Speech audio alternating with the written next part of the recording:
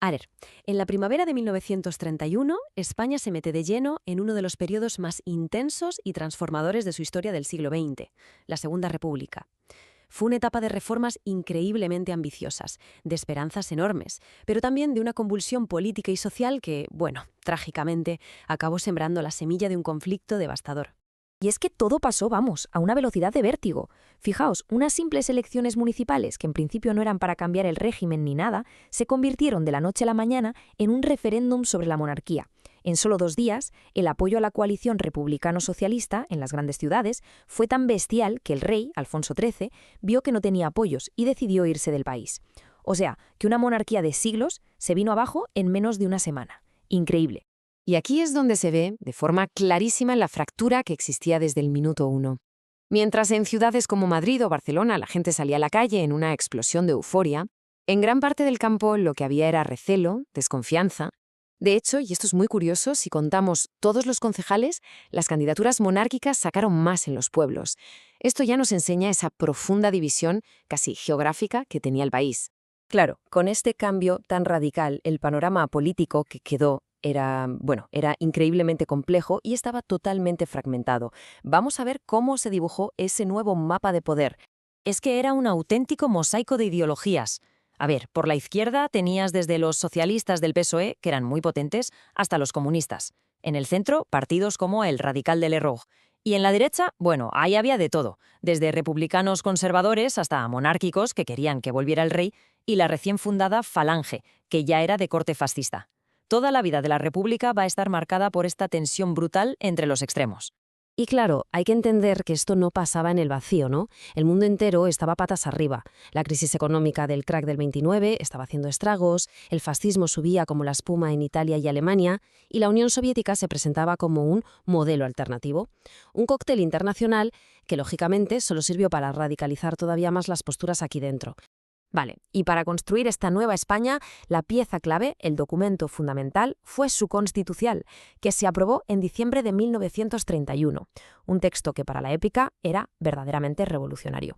Aquí la clave está en la propia definición. Ojo a cómo empieza. República Democrática de Trabajadores de toda clase. Es que esto ya era una ruptura total con todo lo anterior. La soberanía dejaba de estar en el rey para pasar al pueblo. Y sobre esta idea se iba a construir todo lo demás. Y esto se notó enseguida en una serie de libertades que para la época eran súper avanzadas. Se legalizó el divorcio, algo impensable hasta entonces. Se estableció el matrimonio civil y se acabó con esa distinción legal entre hijos legítimos e ilegítimos. Eran avances que ponían a España en la vanguardia y que sobre todo cambiaban la vida diaria de la gente. Pero no solo cambiaron los derechos de la gente, no. La estructura del Estado entero se puso del revés. Se declaró un Estado laico, separando por primera vez de forma tan clara Iglesia y Estado. Se abrió la puerta a la autonomía de las regiones, como Cataluña, y se creó un Parlamento con una sola Cámara, pero con un poder legislativo enorme. Estaba diseñado para transformar el país desde la raíz. Y si hay algo que simboliza el avance democrático de esta Constitución, es esto: 1933, el año en que por primera vez en la historia de España las mujeres pudieron votar en unas elecciones generales. Un hito democrático absolutamente fundamental. Pero de todas las reformas, de todos los cambios, hubo uno que fue como echar gasolina al fuego: el choque con la Iglesia. Este fue el conflicto más inmediato y probablemente el más virulento de todos. Es que, para entender esto, hay que pensar en lo que era la Iglesia Católica en España. Había sido un pilar de la monarquía durante siglos, con un poder y una influencia social inmensos. Así que, claro, un régimen que nace y se declara laico, pues el choque frontal era prácticamente inevitable. Y toda esta tensión se resume en esta famosísima frase de Manuel Azaña en las Cortes. Ojo, lo que Azaña quería decir era que el Estado español dejaba de ser oficialmente católico, no que la gente dejara de serlo. Era una declaración de laicidad del Estado. Pero claro, la frase fue un bombazo y se malinterpretó por todas partes. Los anticlericales la usaron como excusa para la violencia, y muchísimos católicos la sintieron como un ataque directo a su fe. Y la tensión, pues no tardó nada en estallar.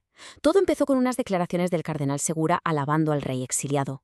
A raíz de eso, se desató en Madrid la llamada quema de conventos. La violencia se extendió como la pólvora a otras ciudades, y el gobierno, totalmente superado, tuvo que declarar el estado de guerra. Este episodio fue un verdadero trauma, porque asustó muchísimo a la población católica y la alejó, casi para siempre, del proyecto republicano. Así que tenemos el frente religioso abierto en canal. Si a eso le sumamos la crisis económica y una crisis política permanente, pues las grietas de la sociedad se hicieron cada vez más y más grandes, hasta ser insalvables. Y es que los números no mienten. Fijaos en el paro. De 500.000 de parados en el 33 a casi 800.000 solo 3 años después. Conforme la desesperación crecía, el centro político se iba quedando vacío. La gente empezó a buscar soluciones extremas, ya fuera en la izquierda revolucionaria o en la derecha más reaccionaria. Al final, la clave de todo es esta: la mezcla de la tensión con la Iglesia, una crisis económica brutal y una polarización política que no paraba de crecer, pues creó una espiral terrible. Llegó un punto en que el diálogo, el acuerdo, era imposible. Las posturas eran irreconciliables y España se vio arrastrada poco a poco hacia el peor camino de todos, el del enfrentamiento. La República nació, desde luego, con una promesa muy audaz, la de modernizar España, pero se topó con una sociedad rota por la mitad. Y la gran pregunta que nos queda hoy, y que sigue resonando, es esa. Con unas reformas tan radicales y una fractura social tan profunda, ¿se podría haber evitado el trágico final?